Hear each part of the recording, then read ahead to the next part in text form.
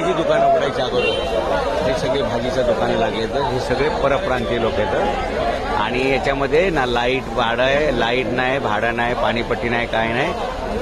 आणि तुम्ही मराठी पोरं सकाळी दात घासून उठायच्या अगोदर यांचा धंदा संपलेला असतोय.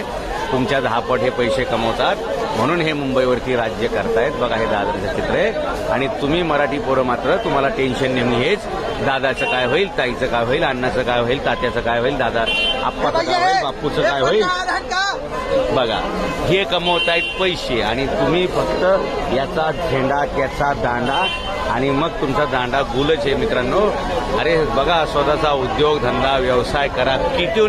किती लांबून ही माणसं येत आहेत आणि झपाझप पैसे कमवत आहेत. तुम्ही सकाळी दात घासून उठायच्या अगोदर त्यांचा गल्ला छापून तयार असतोय आणि बघा पूर्ण रस्ता व्यापलेला आहे. कोण आहेत सगळे यात आपले बघा मराठी किती लोक आहेत.